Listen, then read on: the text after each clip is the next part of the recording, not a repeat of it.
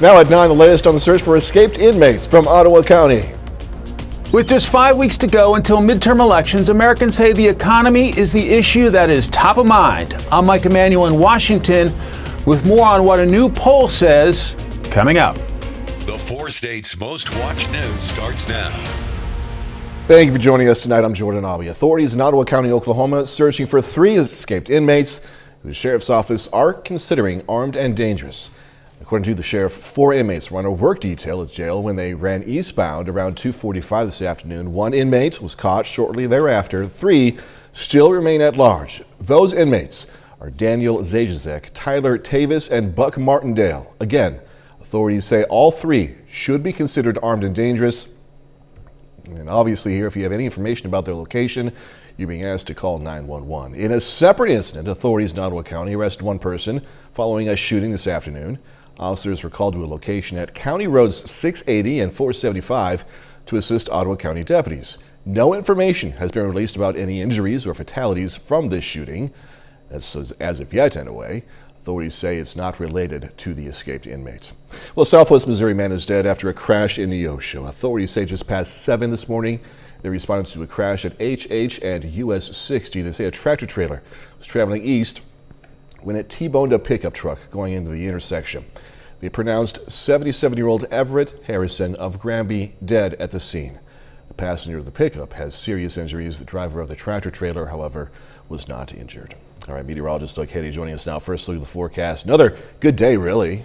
Yeah, it actually turned out to be a fantastic day across the region. We've had quite a bit of sunshine, few mid and upper level clouds across the region, but overall pretty good. Still warm, 84, normal high 75, record highs 91 degrees. But we do have these mid and upper level clouds. You can see them kind of streaming into the region. This is due to a weak little front, a weak little system out across central Kansas that is going to head toward us later on tonight and then into the daytime hours for us tomorrow. So clouds continue to thicken tonight, but by morning, we may have a few random little sprinkles, maybe a random little shower up across southeastern Kansas. So we can't rule that out as we go through the daytime hours tomorrow. Temperatures right now, upper 60s to near 70 degrees. We do have some swinging temperatures this week. We'll talk about it here in just a bit. All right, Doug, thanks so much as always. A mother whose child goes to Chanute Elementary School is expressing her frustration on the way the school administration is handling the alleged bullying of her son. KOM Sagoon Babadali spoke to the mother, and Sagoon has more. Stephanie Anderson, a mother of 2, says her son was bullied in school 3 times in 3 weeks in September.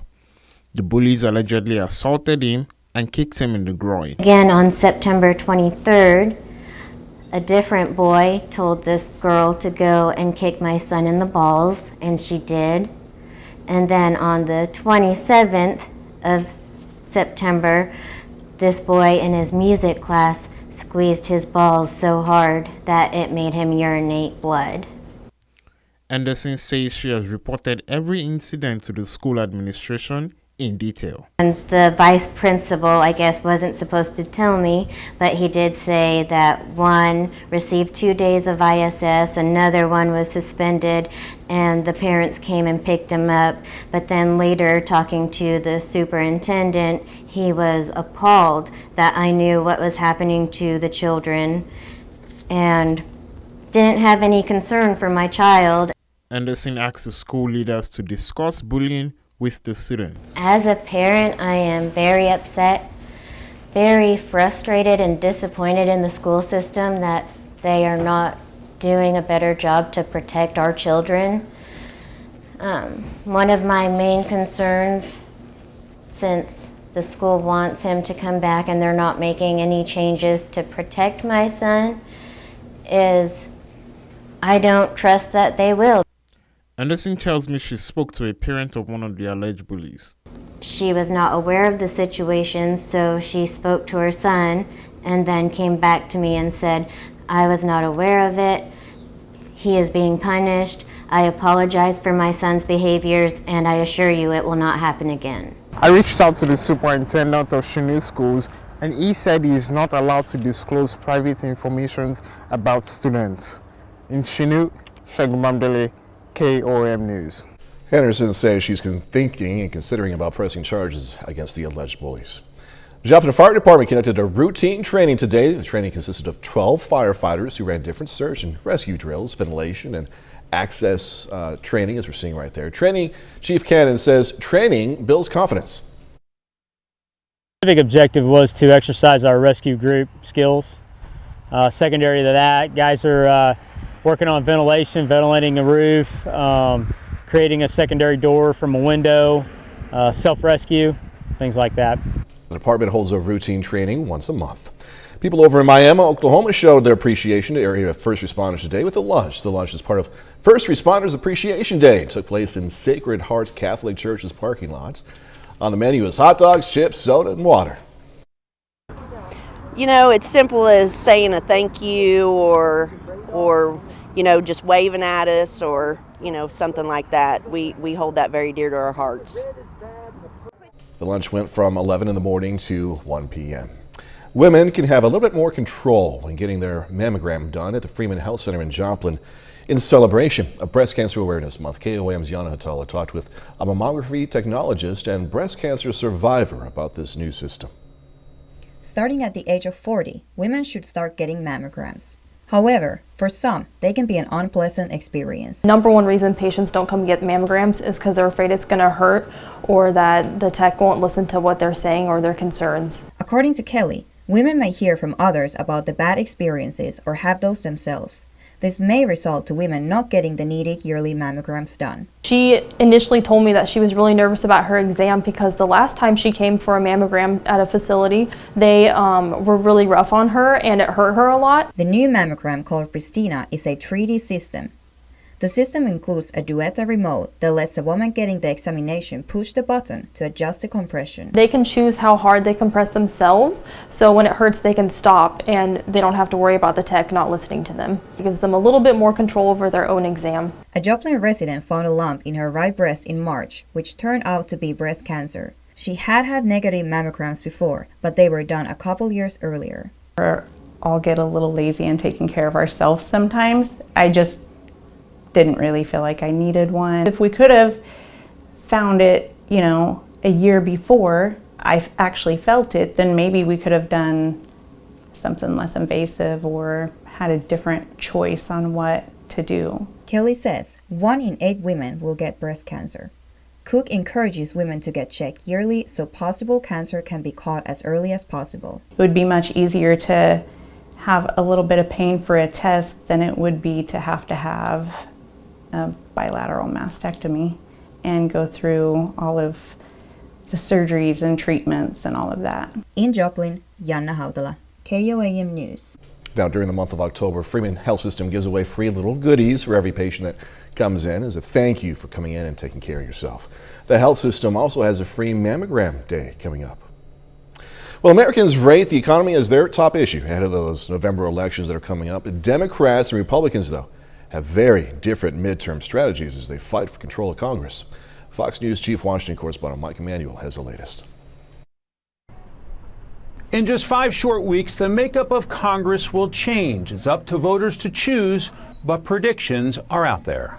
I believe that we will win hold the House. The Democrats really have no chance of keeping the House. November was supposed to be a landslide for the GOP, but now the battle could be more competitive. And it could all hinge on the economy. Inflation is the #1 issue for Americans, according to a new Monmouth poll. Crime is second, abortion and climate change are further down the list. Inflation determines the entire economy and affects every family. 82% of adults think inflation is extremely or very important, but only 30% approve of President Biden's handling. Independents are particularly concerned with rising prices. This is not a good poll for Democrats. Republicans are really focusing on pocketbook issues. For Democrats, their midterm strategy is trickier.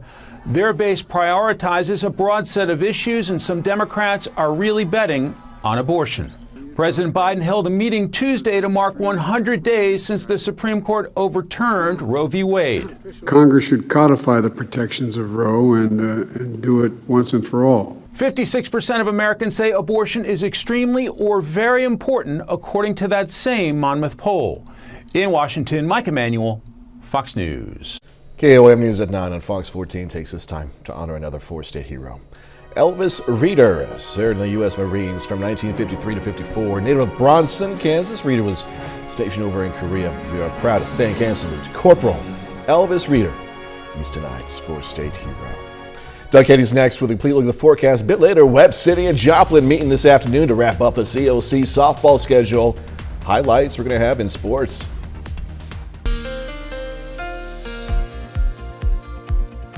Well, it definitely turned out to be a nice one once again for us today. Pretty good stretch over the past few days that we've had nice weather across the region. A little warm, but overall pretty good. Nice shot. Indigo Sky Casino and Resort. Indigo is just outside of Seneca, Missouri. All right, believe it or not, it's October, which is kind of crazy that we are this far through 2022. Look at our temps. 80s every day, so 4 days above our average high for this time of the year. But we're going to start to see those temps swinging a little bit more as we go through the next few days. 69 Lamar, 64 cooler in Cassville, 63 in Veneta Chanute, checking in at 72 degrees. We do actually have a weak front just to our west. This is going to head toward us late tonight into tomorrow. If you look behind it, yeah, it's cooler.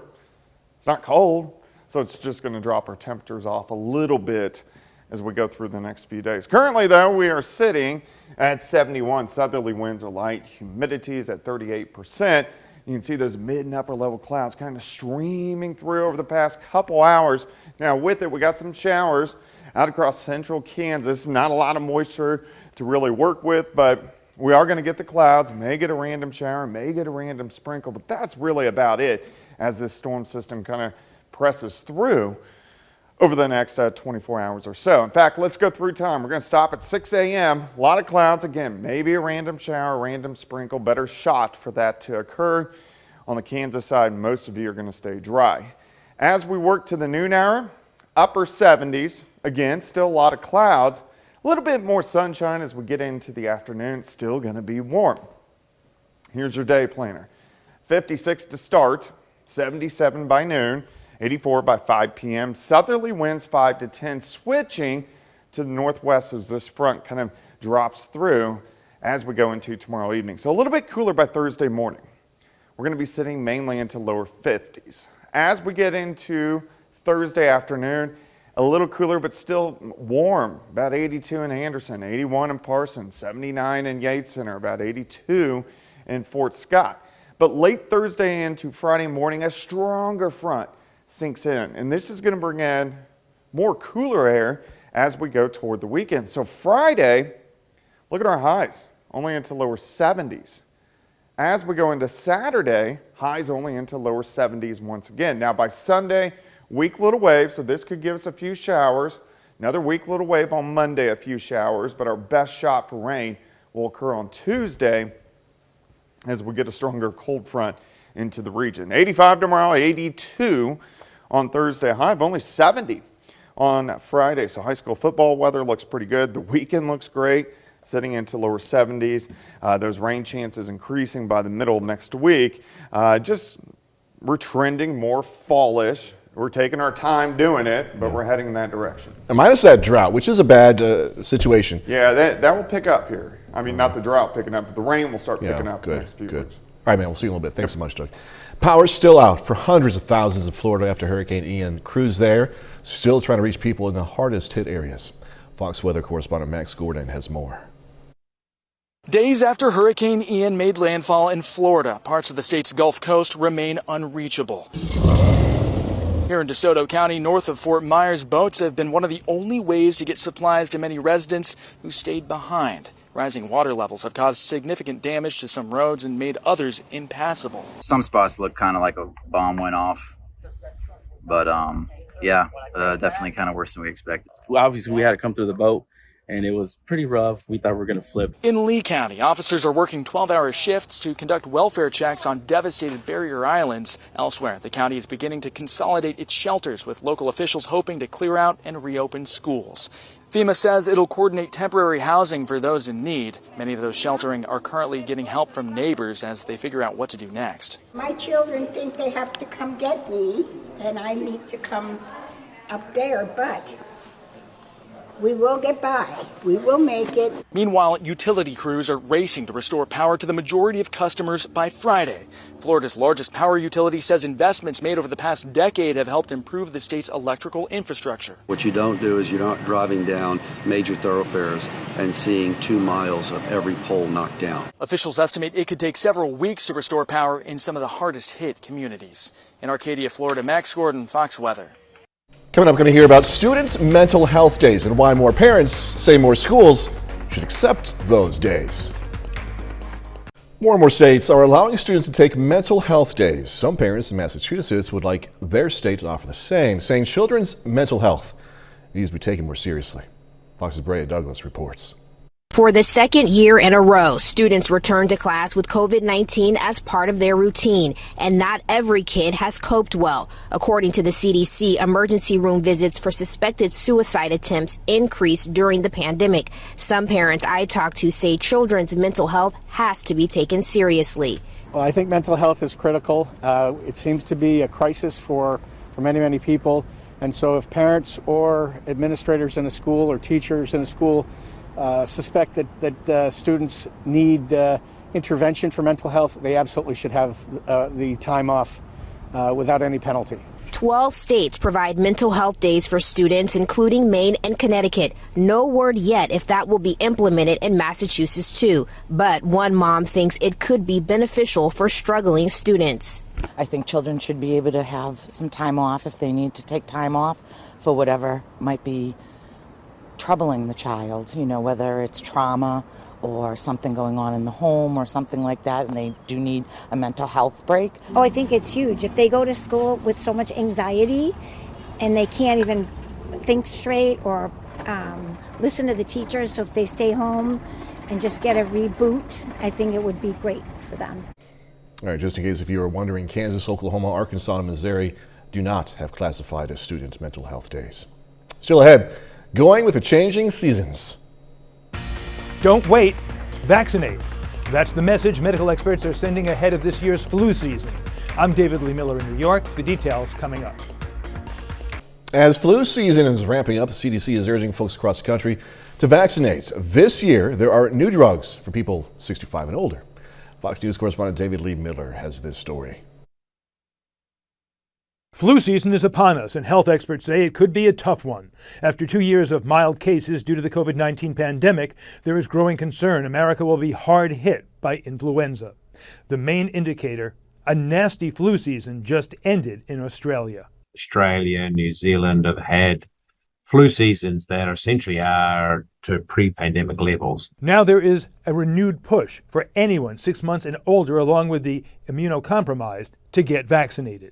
The medical community saying it could save lives. Flu can cause mild to severe symptoms, life-threatening complications, including hospitalization and death. This year, people 65 and older are also being urged to ask their doctors about a new extra-strength type of flu vaccine. The reason for that is that they just don't respond as well as healthy adults or children do to the normal flu shot. 2 options on the market contain higher doses of the main anti-flu ingredient found in a normal dose. A third option has a special ingredient that helps boost people's immune response. Seniors are advised to ask their doctor which option is best for them and to do it soon. The CDC is recommending everyone get vaccinated by Halloween before the winter season gets into full swing. In New York, David Lee Miller, Fox News. All right, how one scared, trapped baby coyote. Look at that little dude. This is a lesson to nearby communities. More on what happened next. Scared coyote released back into the wild after being discovered inside a stall of school's bathroom. Staff at the middle school called in animal services yesterday morning after finding that, oh my goodness, coyote was spotted on campus. A scared creature, yeah, he's scared, reportedly scurried into the stall to hide out. Animal Services was able to lasso the baby coyote, and as we're about to see in a few seconds, nicely release him into the wild. Riverside County worker says this is a great learning opportunity for the public, the nearby neighborhoods in that area, saying the more communities develop, the less area wild animals like this baby coyote have to roam. So that's a good lesson right there. But you know what? I think we saw already him running. Look at him running into the wild. He's like, yeah, baby, I'm free. So I think he's doing all right. You know, he's already in cartoons chasing after, what are those things? Mimi. Road runners. Yeah, road runners. Look at him. He's all happy. Did you see the road runner? So fast. Man, maybe next time. 30 more minutes, news, weather, and sports coming away. Getting here from Southeast Kansas childcare workers about the issues facing the industry locally. There's word of a possible prisoner exchange in Ukraine as Russia keeps taking heavy losses on the battlefield. I'm Trey Yingst in Kyiv. I've got the details coming up. Well, the lack of area childcare has been a growing problem for years, with low-paid childcare employees and long waiting lists for the centers that are open. KOM's Carrie Worthen explains more. I believe that the issues we have with childcare are systemic. They're much bigger issues. Childcare employees are one of the lowest paid employees in the United States. They have to do with the fact that there's not a state or federal infrastructure to support childcare like there is other educational buckets. There are more children needing care than there are childcare openings available. Even families who get subsidized for childcare have nowhere to take their children. Monica Moran, director of Greenbush's Community Support Services, says there are a couple things that need to happen in order to get this issue addressed. Number one, we have to address workforce issues. We have to pay people better, which means we have to charge families more. I also believe that we are simply going to have to see childcare as a piece of economic development. Well, we are in the process of putting together a childcare center for the community. Been working on it for 3 years. The need in the community is tremendous. The Sunshine Child Care Center in Pittsburgh will have a total of 84 spots available. It is a piece of infrastructure for every community in Kansas, every community across the nation. In Pittsburgh, Carrie Worthen, KOAM News. The Sunshine Child Care Center is set to open February of 2023. Wyandotte Police Department is getting to know its community better. The department hosted its annual Night Out event. It was a block party of sorts with food, exhibitors, music, giveaways, and a chance for residents to get to know their first responders better. Well, some people are leery of the police, and this gives them a chance to get to know them. So they're not, if something happens to them or something bad, they know that they can contact the cops, and it won't be as scary for them. This is the 10th year Night Out event hosted by Wyandotte Police. It happened at Heritage Acres Park. Well, we're learning more about possible prisoner swaps between Russia and Ukraine. This is Moscow faces even more setbacks on that battlefield. Fox News correspondent Trey Yingst has more from Ukraine. Moscow says this is Russian territory, but that's not stopping the Ukrainians from taking back towns and cities as their counteroffensive rolls on. The Russians are now seeing their defensive lines collapse on two critical fronts. In the east, Ukrainian forces are pushing toward the heart of the Russian-held Donbas region, aiming to retake territory held by separatists since 2014. And in the south, the military is setting its sights on the key city of Kherson. Experts say the battlefield losses are putting Vladimir Putin in a dangerous position. It's becoming, in some ways, make or break for Putin. His abilities to survive depends on some level by saying, I've succeeded. Much of that territory had been annexed by Russia last week. Vladimir Putin threatened a massive retaliation and a possible nuclear strike if the Ukrainians kept up their counteroffensive, a move most experts say would only hurt Russia's chances of winning the war. The U.S. and presumably other countries, whether it would be NATO or collective, it's hard to say, could take action to take out with conventional forces many of the Russian capabilities. Meanwhile, as more Russian soldiers are captured on the battlefield, officials here say they're working on a new prisoner exchange, hoping to free prisoners of war on both sides and send them home. There is talk of a possible exchange for all prisoners. We will make every effort so that each of our fighters can return to their homeland and to their families. A prisoner swap last month saw more than 200 Ukrainian POWs released, along with 2 Americans who were fighting with them. In Kyiv, Trey Yingst, Fox News. A bit later, gas prices. Gas prices are surging out west and in the Midwest. I'm Grady Trimble with Fox Business. Coming up, the warning about prices at the pump for the rest of the country.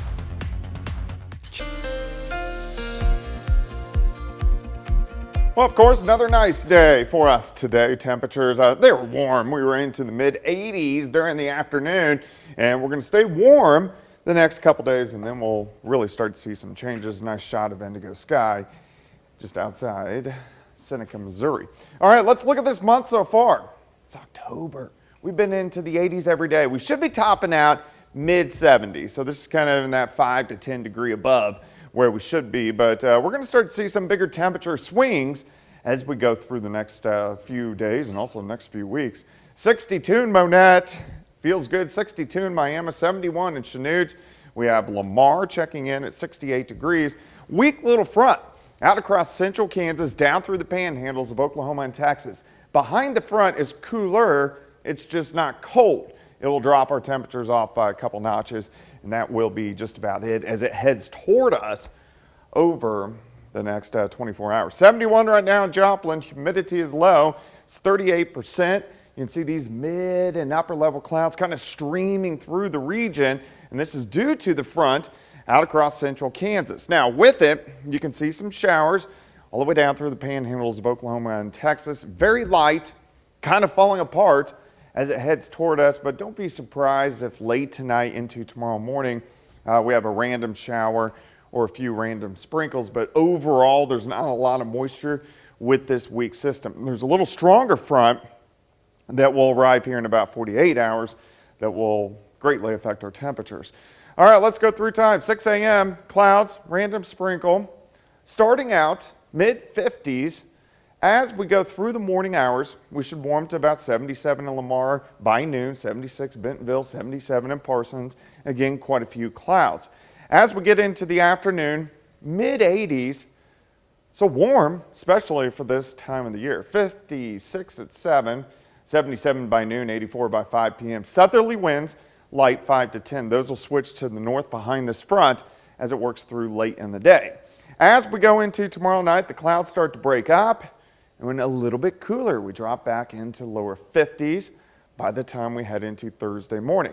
Let's go through Thursday.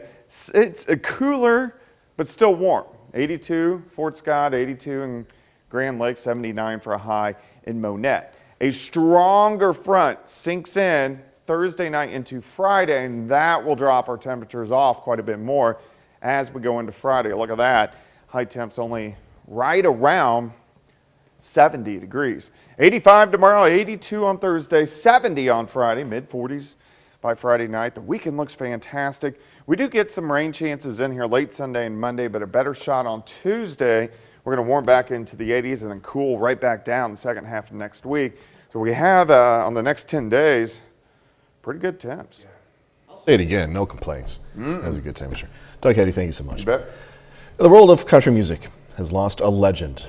Loretta Lynn, the coal miner's daughter, as she was also known as, died. Her story is well known. She grew up in extreme poverty in Kentucky before rising to stardom. Now, KOAM spoke to a local friend of Loretta, Janet J., who reminisces the time she spent with her. Jay credits Loretta for greatly impacting her career and connecting her with the country music Hall of Famer, Buck Owens.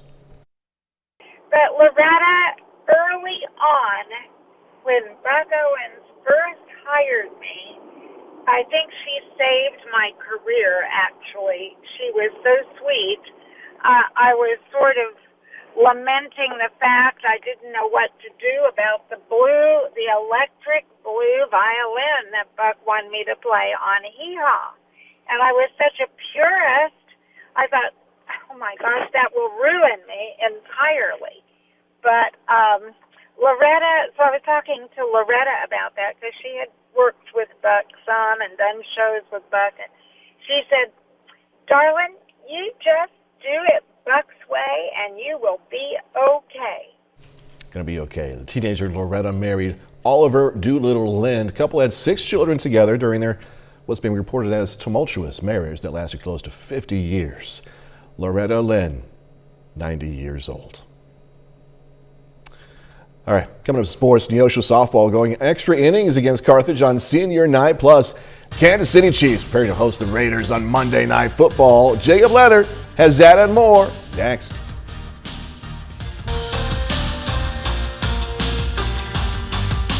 The this week is the final week of the regular season for Missouri High School softball. The Joplin Eagles are 21-9 overall this season, have just 2 games remaining before district tournaments begin next week. Now, the first of those 2 is tonight on the road against the Webb City Cards. The Cardinals sit right at 500 coming into the evening. All defense and pitching early. Bailey Ledford over there at third for Joplin. Nice backhand. Throw to first for the out. Game scoreless after 1. Second inning, Jill McDaniel doing her thing in the circle. Strikeout ends the inning. We're still scoreless. Top of the third. Eagles have a runner on third and 1 out, but look at Jensen Pickett. Perfect throw home. Liz Rooms makes the tag. Webb City gets out of the inning. Joplin threatening again, bases loaded in the 4th, but huge strikeout for Lainey Taylor. Nobody scores in this one until the 6th inning, but it's Joplin winning a good one, 3-2. Elsewhere in the COC, it's senior night for the Neosho Wildcats. The Wildcats host Carthage tonight. This one went forever, man, but Neosho wins in 12 innings, 4-3 on an Autumn Kennard walk-off. Neosho is now 21-4 overall, and they've won 15 of their last 16 games. The Kansas City Chiefs are 3-1 in the first month of the NFL season. The Chiefs had a bounce-back game last week, beating the Buccaneers 41-31 after suffering their first loss to the Colts the week before. Now for Kansas City, they're right back in prime time again, hosting the Las Vegas Raiders on Monday night. Now, of course, that Buccaneers game, a lot of the focus was on Patrick Mahomes and Tom Brady, but the Chiefs' defense, with plenty of young guys, really stepped up, helped hold Tampa Bay to just 3 yards rushing. The thing that makes me most excited is the influx of young guys that we've got, and those guys having an opportunity to grow and get better. And listen, if you guys keep working and do it day in and day out, you work, then you have a chance to be something special. But if you have to stay in that frame of mind. If you start getting caught up in all the outside noise, then you're going to plateau, and you can't do that. We've just got to keep growing, and young guys keep getting better. The Kansas City Royals wrap up their season this week. The Royals have just 2 games remaining on their schedule, both against the Cleveland Guardians. Now tonight is Game 5 of the 6-game series. 2 teams have split the first 4. Cleveland wins it tonight 5-3. Nicky Lopez goes 1 for 3 for Kansas City with an RBI. The Royals' season finale will be tomorrow afternoon at 3:10. The St. Louis Cardinals, they've already earned their spot in the playoffs, but they still have 2 to go in the regular season. Tonight, they beat the Pirates 8-7 in 10 innings. Albert Pujols goes 1 for 2 with a pair of RBIs for the Cardinals. An RBI single from Juan Yepez in the top of the 12th was the difference in the game. And that's a look at sports. We're back with more news right after this. The national average for gas is $3.80. Be glad you live in this area right now for at least this reason. In California, it's $6.41. Yeah, Fox Business correspondent Grady Trimble has more on what is driving prices up so much there. Experts have been warning for a while. Fuel supply is so tight that any minor disruption could have major consequences. And that's exactly what we're seeing out west and to some degree in the Midwest. Take a look at the jump in prices at the pump out west. In Nevada, Arizona, and Washington, the price of a gallon of gas is up between about 35 and 45 cents in just the last week. In Oregon and Alaska, it's increased about 50 cents. And in California, prices at the pump have gone up more than 60 cents in a week. Californians are used to paying more for gas because of high taxes and regulations. But on top of that, right now, at least 3 refineries are unexpectedly down, sending prices sky high.